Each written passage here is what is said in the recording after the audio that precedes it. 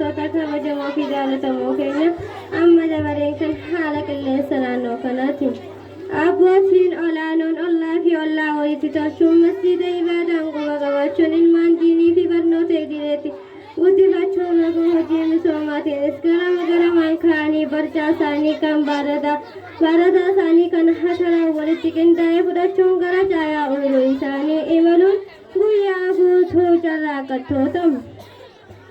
Gadhaanoon manguddoowwanii giddu galli isaanii yeroo garii salaatuun yeroo garii ibaadaa buburreessuun ollaa isaanii garii walitti naqachuun gariidhaan ammoo warra habalutti walola jechuudhaan bira kutuun hawwii shayitaanaa galmaan gahuudhaaf guddifattoota.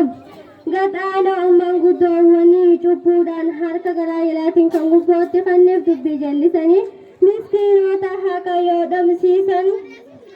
Miskiinota haqa yoo dhabsiisanii boochisan roga ibaadaatiinis waraana haraaraatiif rukutamanii isaaniif jilbiibbachuuf osoo masjida azaanamuutiin boo isaanii xuuxuun aaraan mana warshaan aaraa beefakkeessuun mooyyee isaanii dhaachuun ollaa isaanii dukkanaan daatanii qinjiba wasanaa buqqaasanii siisuun ollaa isaanii hiraarsitoota.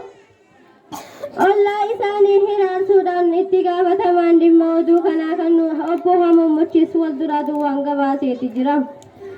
Hawwan olaanoon aadaa fi amantii isaanii irratti tiifachuun adaba amantii seera eeggachuun akka abbaa mana isaaniitti gochuudhaan guyyaa arraan tanaa kan eebba isaaniiti.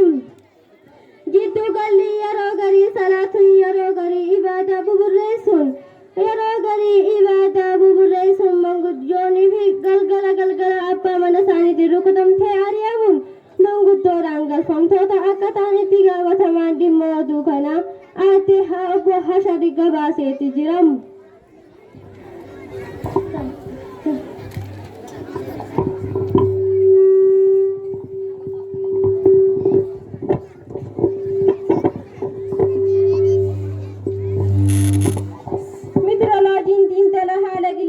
Kan dargaggoo adda baafnee yoon ilaallu dargaggoon olaanoon tullaaboota ilmiidhaatti saahibamuun shariyaa jala butamanii ibaadaa jabeeffachuun utubaa biyyaa ta'uu isaanii beekuun halkanii guyyaa tattaafattoota giddu galli yeroo garii salaatu yeroo garii ni garaa jechuudhaan yaattoota gadaanoon araadaa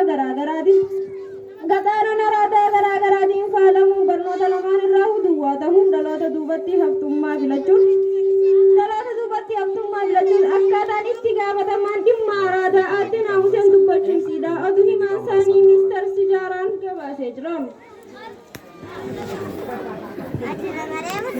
Shamarran olaanoon qaama isaanii sattaarachuun shariyaa jala butamanii haraama eeggachuun rabbi sodaatanii barnoota isaanii lachuutu hordofattoota giddu galli yeroo garii yaa'ii gochuun sheeka isaaniitiin rukutamtoota gadaanoon eenyummaa ofii wallaaluu naamusa isii birraa dhiisuun aadaa duubatti haftummaa filachuun feesbuuk, iimoo, miseejii, intarneetaa fi bilbilaan bareedaa, qashtiyyee, lubbuyyee jechuudhaan janamtoota akkaataa waajjira waa'ifaa itti gaafatamaan dhimma intarneetaa obbo Daadaan dubbachuufiidha. Kumaandar Siimiin gabaasee jira.